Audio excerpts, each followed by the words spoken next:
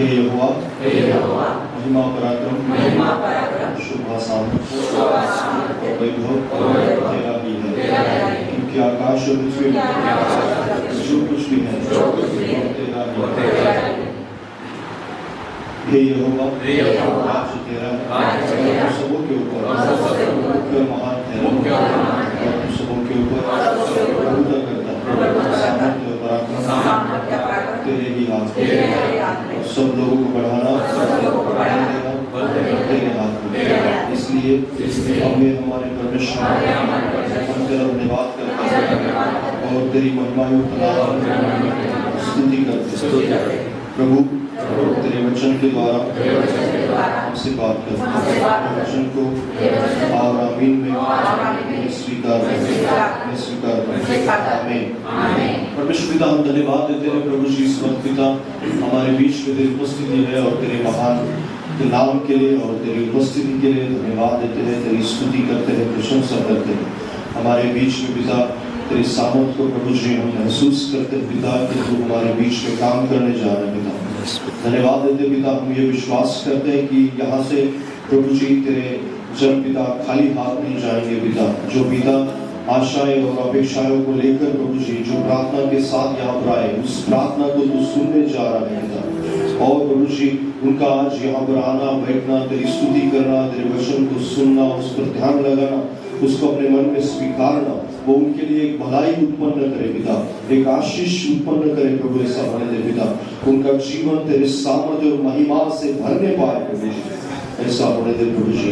यहाँ जाते वक्त प्रभु जी उनके पास एक नई आशा हो, एक नई सामर्थ्य हो, एक नया बल प्रभु जी उनको यहाँ से मिले प्रभु। ऐसा होने दे, क्योंकि तेरा वचन हमें बल देता है, तेरा वचन हमें मार्ग दिखाता है प्रभु जी।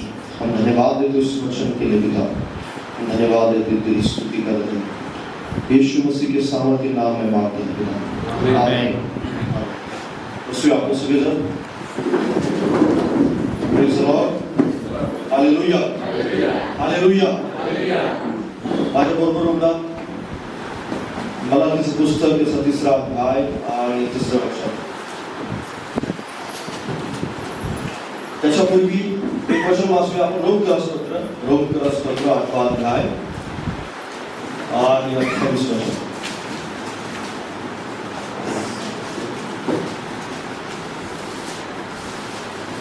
रोमकरासपत्र 8वा अध्याय 28 वचन। परंतु आपल्याला ठाऊक आहे की देवावर प्रीती करणाऱ्यांना म्हणजे त्याच्या संकल्पाप्रमाणे बोलवलेल्यांना देवाच्या करुणेने सर्व गोष्टी मिळून कल्याणकारक होतात। Praise the Lord, hallelujah.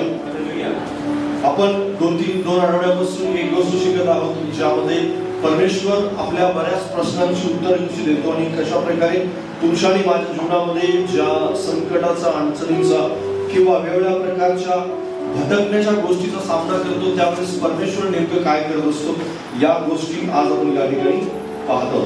आणि बायबल आपल्याला या ठिकाणी असं सांगतं की जे काही तुमच्या जीवनामध्ये घडतं, मराठीमध्ये खूप सुंदर लिहिलेलं आहे की वाचा पुन्हा एकदा ब्रदर।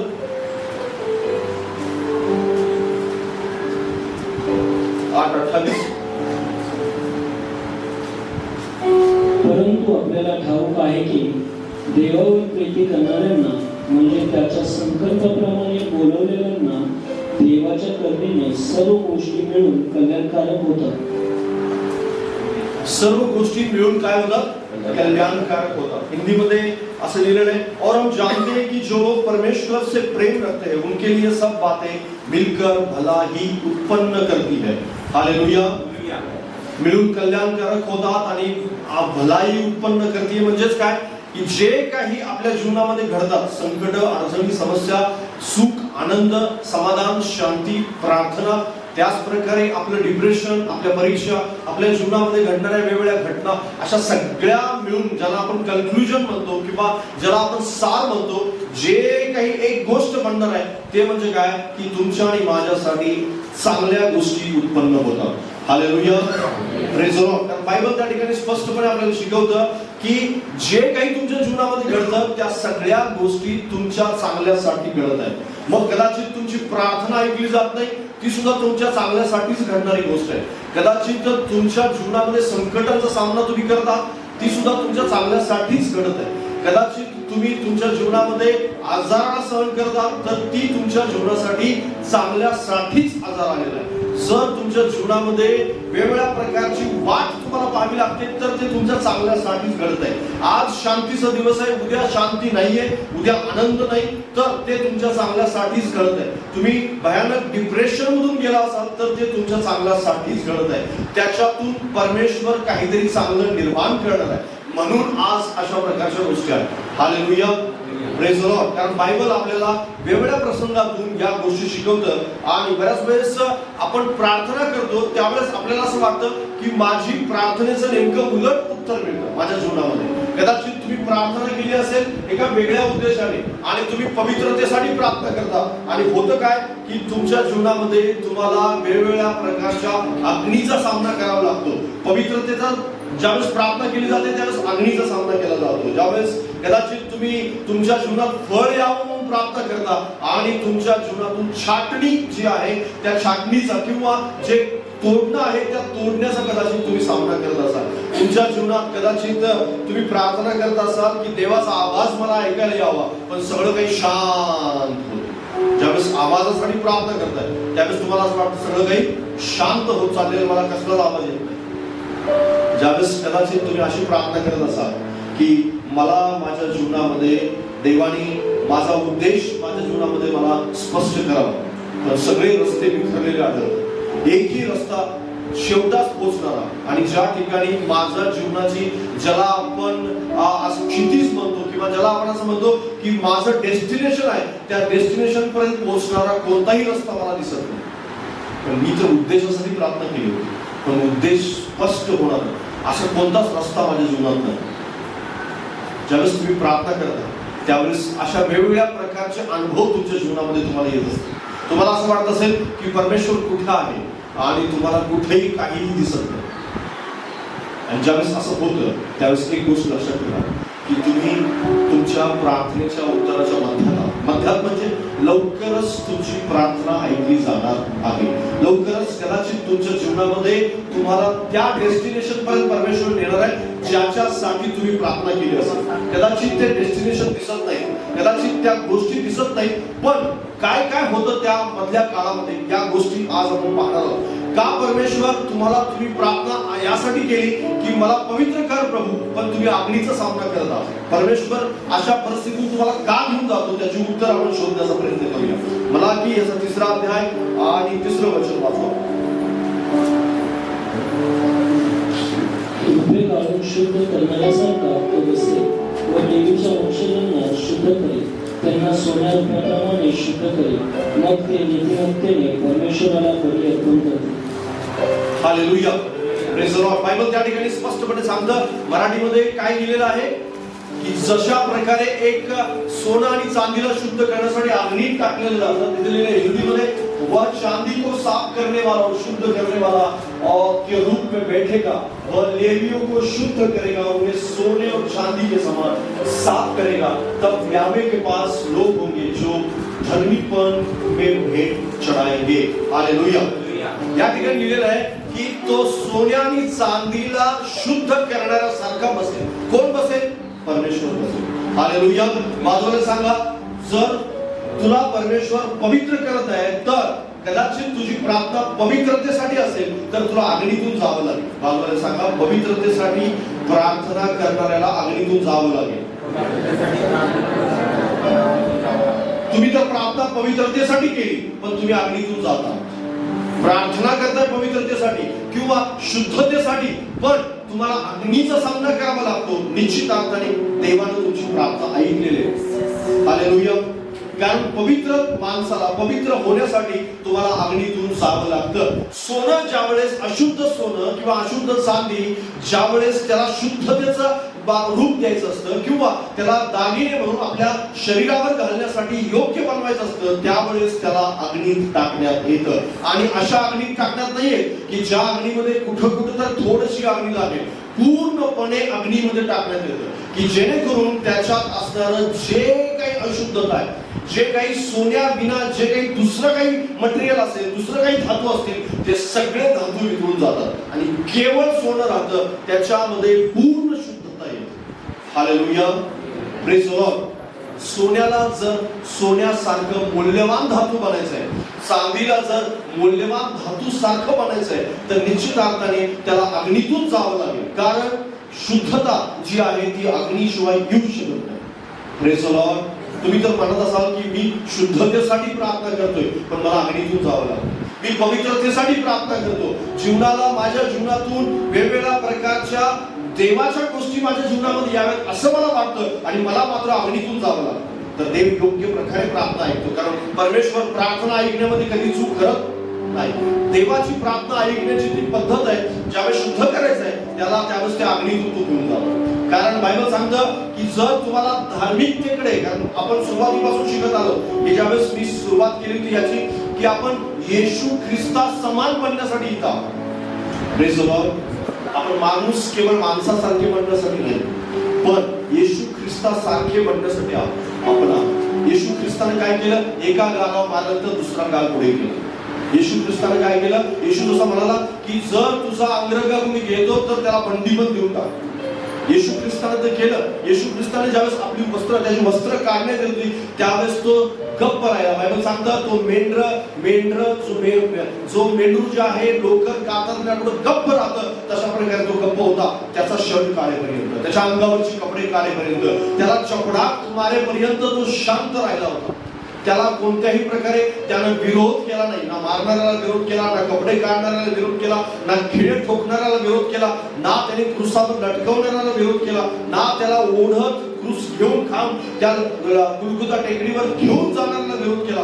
कोणत्याही गोष्टीला त्याला विरोध केला नाही. त्याच्या हातात बेड्या टाकल्या गेल्या, आणि महत्वाची गोष्ट म्हणजे हे सगळं करण्यासाठी, विरोध करण्यासाठी तो सक्षम होता. त्याचे शिपाई बोलण्यासाठी तो सक्षम होता. त्याच्या विरोध करणाऱ्या प्रत्येक माणसाला केवळ शब्दाने तो मारू शकला असता, तरी सुद्धा त्यानं यातलं काही केलं. Praise the Lord. हालेलुया. आणि त्या येशू सारखं तुम्हाला मला बनण्यासाठी आपण इथं आलो. जर येशू सारखी पवित्रता आणायची तर निश्चित अर्थाने अग्नीतून जावं लागणार. अनवॉन्टेड जे आहे, जे नको आहे, देव बापाला नको आहे, त्याच्या पवित्र चरणाजवळ बसण्यासाठी जे पवित्रता हवे, ती पवित्रता येण्यासाठी तुम्हाला अग्नीतून जावंच लागेल. तुम्ही त्याचा विरोध नाही करू शकत. बाजूला सांगा की जर शुद्ध व्हायचंय तर अग्नीला भ्यायची गरज नाहीये. अग्नीची भीती बाळगायची गरज आहे. आपण शुद्ध तर होऊ इच्छितो, पण अग्नीची भीती बाळगतो. कारण अग्नीची भीती आपल्याला, अग्नीची भीती आहे, आणि या अग्नीची भीती असणारा मनुष्य कधीच शुद्ध होऊ शकत नाही. कारण ज्याला अग्नीची भीती आहे तो निश्चित अर्थाने शुद्धतेकडे जाऊ शकत नाही.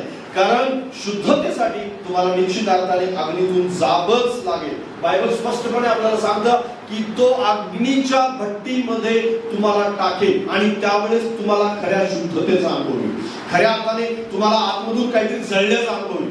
खऱ्या अर्थानं आतमधून काहीतरी निघून जाण्याचा अनुभव होईल. खऱ्या अर्थानं ज्यावेळेस तुम्हाला त्या अग्नीतून जावं लागतं त्यावेळेस कुणीतरी तुम्हाला सोडून जाईल, कोणीतरी तुमच्यापासून दूर होईल. आणि तुम्हाला कदाचित अग्नी म्हणजे काय, की जशा प्रकारे आपण एखादं भांड जे आहे अग्नीवरती, गॅसवरती किंवा चुलीवरती ठेवतो, तशा प्रकारे तुम्हाला बसवलं जाणार नाही. पण अग्नीसारखंच तुमच्या अंतःकरणामधून काहीतरी निघून जात नाही. लक्षात घ्या. कदाचित माणसं निघून जातील तुमच्या जीवनात, अशुद्धता निघून जाते त्यावेळेस अशुद्ध माणसं बाजूला होतात. अशुद्धता निघून जाते त्यावेळेस अशुद्ध विचार डोक्यातून निघून जातात. अशुद्धता निघून जाते त्यावेळेस अशुद्ध कार्य जे आहे, जे तुम्हाला अत्यंत प्रिय वाटतं, अशा प्रकारचं अत्यंत प्रिय वाटणारं पण ते अशुद्ध आहे, अपवित्र आहे, ते निघून जातं तुमच्या जीवनात. कारण अशुद्ध गोष्टी निघून जातात म्हणजेच काय, तुमच्या जीवनातून अशुद्ध कार्य निघतं, अशुद्ध गोष्टी निघतात, अशुद्ध विचार निघतात, अशुद्ध माणसं बाजूला होतात, अशुद्ध मित्र बाजूला होतो. जो अपवित्र आहे, जो तुम्हाला अपवित्रतेकडे घेऊन जातो, ते अपवित्र मित्र तुमच्या जीवनातून कायमचा निघून जातो. तुम्हाला ते वेदना देत असते. तुम्हाला असं वाटतं अरे मी अग्नीतून जात आहे, माणूस माझ्यापासून दूर चाललेला आहे. का दूर चाललेला आहे? कारण तुम्हाला शुद्ध केलं जातं, तुम्हाला पवित्र केलं जातं. आणि पवित्र करत असताना आपल्याला दुःख देणाऱ्या अशा बऱ्याच गोष्टी होतील. कदाचित तुम्हाला आवडणार असं काही जे असेल ते आवडणारी गोष्ट तुमच्यापासून निघून जाईल, पण त्याची वेदना होईल तुम्हाला. त्यावेळेस तुम्हाला त्रास होईल. तुम्हाला असं वाटेल की अरे मी अग्नीतून जात आहे, भयानक कठीण परीक्षेतून जात आहे. म्हणजेच काय की तुम्ही पवित्र होत आहात. म्हणजेच काय की तुम्ही शुद्ध होत चाललेला आहात. अशुद्ध माणूस जात असताना आपल्याला दुःख वाटतं, कारण ते आपल्याला प्रिय असतो. तो मित्र जो आहे तो आपल्याला प्रिय असतो. कदाचित ते विचार आपल्याला प्रिय असतात. कदाचित आपल्या शरीराला आनंद देणारं असं काहीतरी कार्य असतं. तुम्हाला असं वाटतं की अरे ते कार्य केल्याने माझं शरीर आनंद होतं, मला गुढी वाटतं माझ्या शरीरामध्ये, मला असं वाटतं मी आनंदित आहे, मी खुश आहे. पण देव तेच काम बंद करायला सांगत आहे, देव तेच काम काढायला सांगत आहे. याचा अर्थ तुम्ही शुद्धतेकडे चाललेला. Hallelujah, praise the Lord. आणि म्हणून काय करा, ज्यावेळेस पण तुम्हाला पवित्र होण्यासाठी तुम्ही प्रार्थना करता किंवा तुम्हाला असं वाटतं मी अगणित का आहे, तर तुम्ही जी प्रार्थना केली होती त्याचं ते उत्तर आहे. तुम्ही पवित्रतेसाठी, शुद्धतेसाठी प्रार्थना केली होती. तुम्ही ज्यावेळेस देवाकडे काहीतरी बदल करण्यासाठी प्रार्थना केली होती त्याचं ते उत्तर आहे की तुमच्या जीवनातून माणसं निघून चालले, तुमच्या जीवनातून विचार निघून चालले, तुमच्या जीवनातून अशा वाईट गोष्टी निघून चालले. याचा अर्थ ते प्रार्थनेचं तुम्हाला मिळालेलं उत्तर आहे. पण आपल्याला कळत नाही. आपल्याला ज्यावेळेस त्या गोष्टी तात्कालिक घडत असतात त्यावेळेस आपल्याला समजत नाही हे माझ्या प्रार्थनेचं उत्तर आहे की देव माझ्यावर नाराज आहे. कारण बऱ्याच वेळेस वाटतं की माणूस निघून जातो, याचा अर्थ देव नाराज आहे वाटतं. ज्यावेळेस माणूस मदत करत नाही त्यावेळेस असं वाटतं की देव नाराज आहे वाटतं. पण देव नाराज नाही. देव तुम्हाला मजबूत बनवत आहे, देव तुम्हाला पवित्र बनवत आहे, देव तुम्हाला शुद्ध करत आहे आणि ते तुमच्या प्रार्थनेचे काय उत्तर आहे. म्हणून शुद्ध होत असताना अग्नीला घाबरण्याची गरज नाही, अग्नीची भीती बाळगण्याची गरज नाही. कारण परमेश्वर ज्यावेळेस शुद्ध करत असतो त्यावेळेस तो तुम्हाला नष्ट करत नाही. बाजूला सांगा, देव शुद्ध करतो, नष्ट करत नाही. अग्नीमध्ये जेव्हा सोनं टाकलं जातं तर सोन्याला पूर्णपणे वितळण्यासाठी किंवा सोनं नष्ट करण्यासाठी सोन्याला अग्नीमध्ये टाकलेलं नसतं. सोन्याला यासाठी टाकलेलं असतं की शुद्ध अशुद्ध तेवढंच जळून जावं आणि शुद्ध सोनंच तेवढं राहावं. Praise the Lord, hallelujah. पण ज्यावेळेस आपण अग्नीतून जातो त्यावेळेस आपल्याला असं वाटतं की अशुद्धतेबरोबर मी पण जळून जाणार आहे की काय. नाही, परमेश्वर तुम्हाला जळून देणार नाही, कारण तुम्ही जळून जाण्यापूर्वी तुम्हाला अग्नीतून बाहेर काढले. Praise the Lord. बऱ्याच वेळेस लोकांना काय वाटतं की ज्यावेळेस अग्नीत टाकलं जातं त्यावेळेस सोनंही जळून जाणार आहे. म्हणजे त्या गव्हासकट जे भुसा आहे, जशा प्रकारे भुसासकट गहू पण जळतं तशा प्रकारे होणार नाही. तर परमेश्वर योग्य वेळेस तुम्हाला बाहेर काढेल. कारण देवाला माहिती आहे की कुठपर्यंत गरम करायचं, कुठपर्यंत अग्नी ठेवायचं, कुठपर्यंत शुद्ध होऊ द्यायचं, हे देवाला चांगल्या प्रकारे ठाऊक आहे.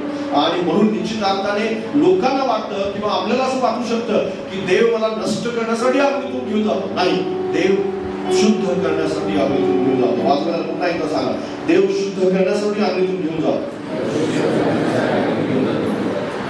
लक्षात घ्या, देव गर्मीमध्ये अग्नीमध्ये सुद्धा त्याचं काम जे आहे, त्याची विश्वासयोग्यता तो कधीच विसरत नाही. त्याची विश्वासयोग्यता नेहमी गर्मीत सुद्धा टिकून आहे, सर्व संकटात सुद्धा टिकून आहे, सर्व अंकटात त्याचे जे सामर्थ्य आहे किंवा त्याची विश्वासयोग्यता जी आहे, तुम्ही कोणत्याही अग्नीतून असा परमेश्वर त्याच्या विश्वासयोग्यतेला कधीच सोडत नाही. तुम्हाला कदाचित वाटेल असं, तुम्हाला कदाचित असं वाटू शकतं की अग्नी म्हणजे काय, की परमेश्वर नाराज आहे माझ्या, ते तुमच्या प्रार्थनेचं उत्तर आहे. दुसरा मुद्दा, योहानाचं शुभवर्तमानाचा 15वा अध्याय दुसरं वचन.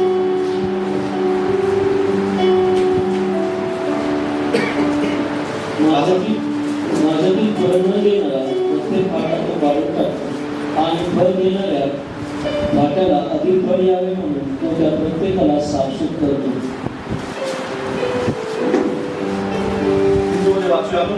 और उस डाली को जो मुझमें नहीं फलती काट देता है और उस डाली को जो फलती है छांटता है जिससे वह और भी अधिक फल उत्पन्न करे. हालेलुया. बऱ्याच वेळेस लोकांना काय वाटतं की ज्यावेळेस माझ्यासोबत जे काही होत आहे त्या गोष्टी अपूर्व आहे किंवा त्या गोष्टी कुणाच्या जीवनामध्ये होत नाही. पण बाजूला सांगा, जो फलवंत होऊ इच्छितो परमेश्वर त्याच्या जीवनातून छाटणी करतो.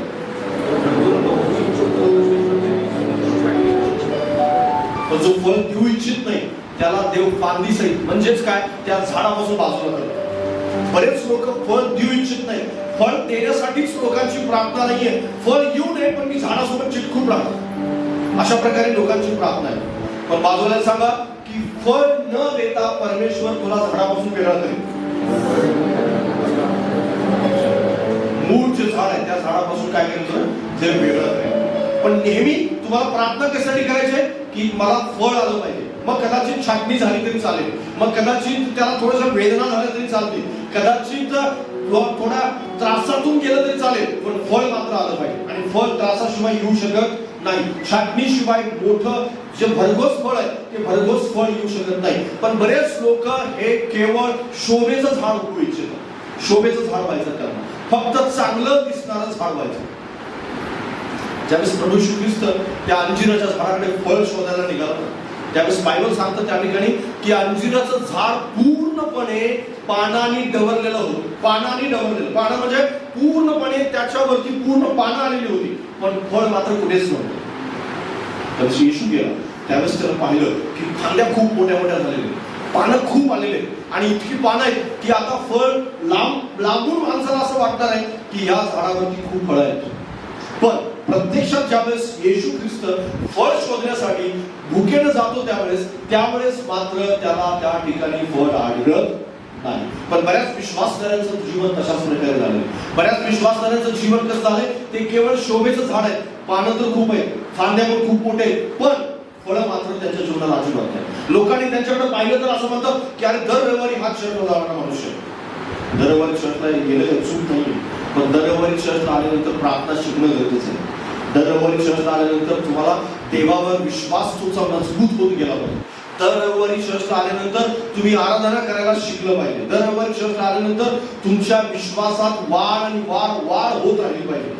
दर रविवारी चर्चला आल्यानंतर तुम्ही प्रार्थना जगायला शिकलं पाहिजे. दर रविवारी चर्चला आल्यानंतर तुम्हाला हे कळलं पाहिजे की देव कधी काम करतो, कधी काम करत नाही, कुठली प्रार्थना देव ऐकतो, कुठली प्रार्थना देव ऐकत नाही, कशा प्रकारे त्याच्या प्रार्थनेत वाढायचं ह्या गोष्टी समजत गेल्या पाहिजे. आणि बऱ्याच लोकांना काय माहितीये, बऱ्याच लोकांना फक्त दिसायला आवडतं पण आतमधून फळं मात्र आवडत नाही.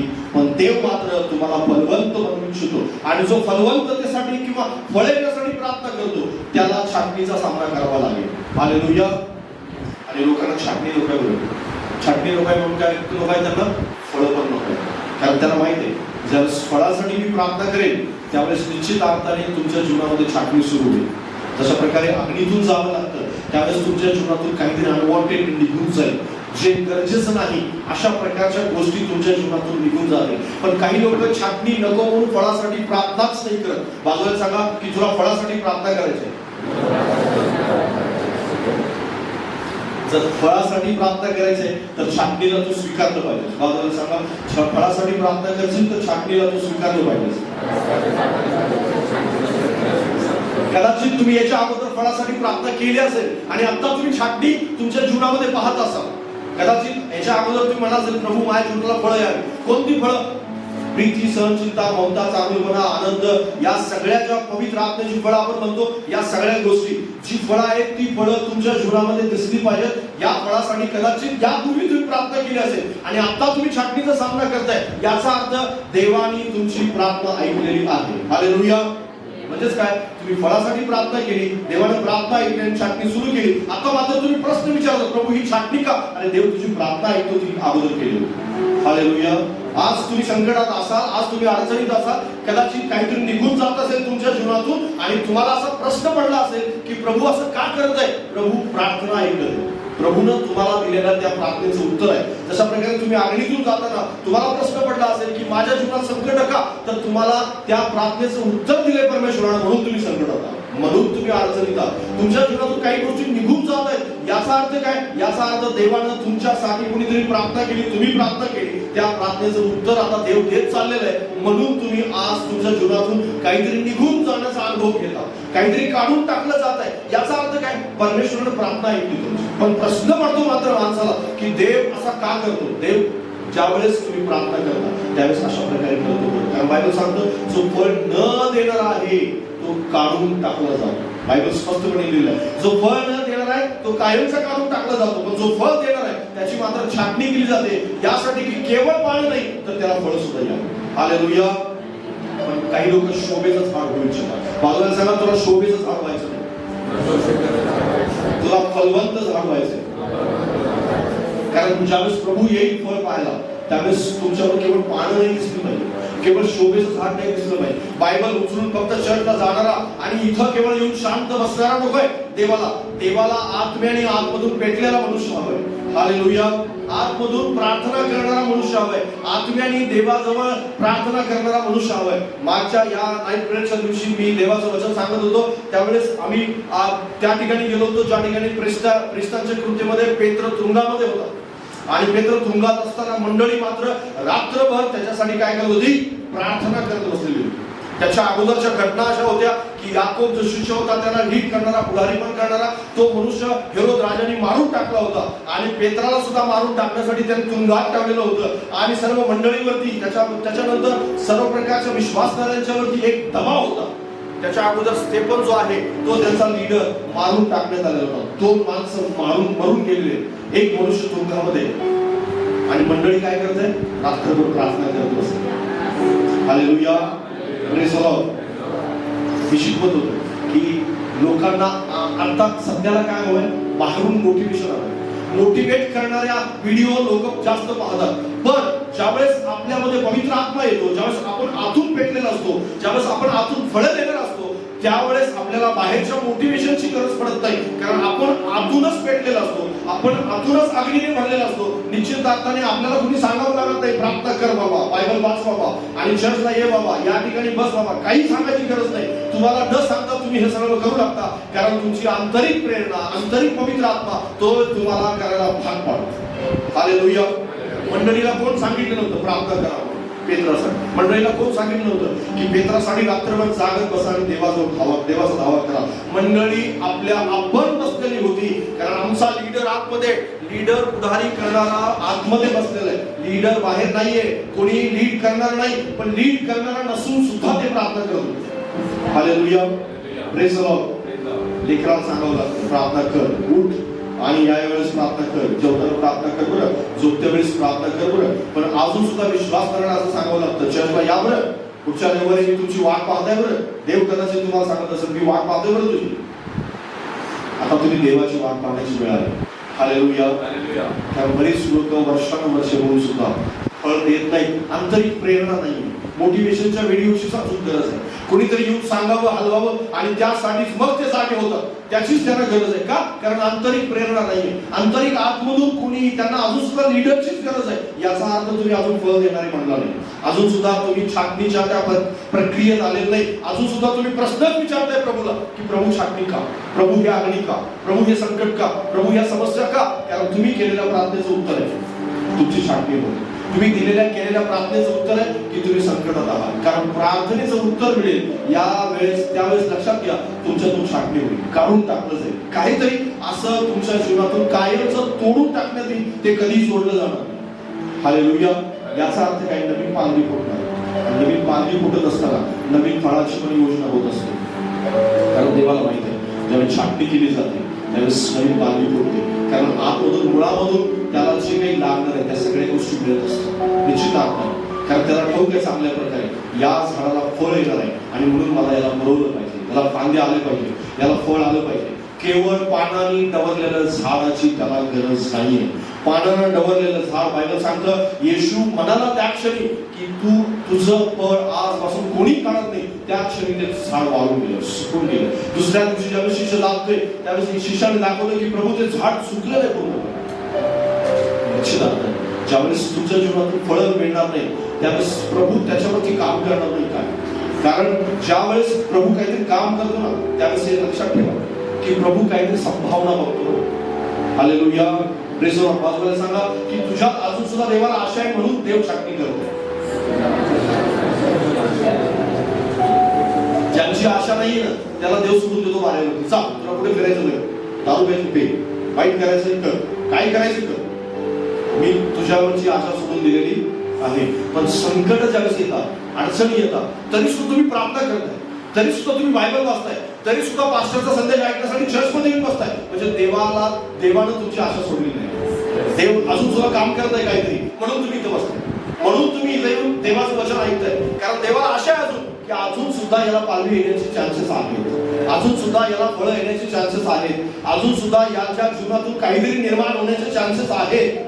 लक्षात घ्या, ज्यावेळेस चान्सेस संपतात, ज्यावेळेस आशा संपते, त्यावेळेस देव वाऱ्यावर सोडून देतो, चालू काही करायचं तर जगामध्ये तू सोडून देतो. आणि मग तुझं ज्यावेळेस तू थकशील, कंटाळशील, त्यावेळेस ये मग मी पाहतो काय करायचं. कदाचित तुम्ही येऊन बसलाय न बोलावता सुद्धा, तर तुमच्याविषयी देवाला काहीतरी आशा अजून. कारण बऱ्याच लोकांना आशा आहे, बऱ्याच लोकांच्या विषयी आशा आहे प्रभू, बऱ्याच लोकांच्या विषयी. कारण काही लोकांना मी पाहतो की खूप महिन्यानंतर ते येऊन बसतात. म्हणजेच काय, देवाला काहीतरी त्यांच्या जीवनात काम करायचं म्हणून त्याला आणलेलं. Praise the Lord. कारण देव बाप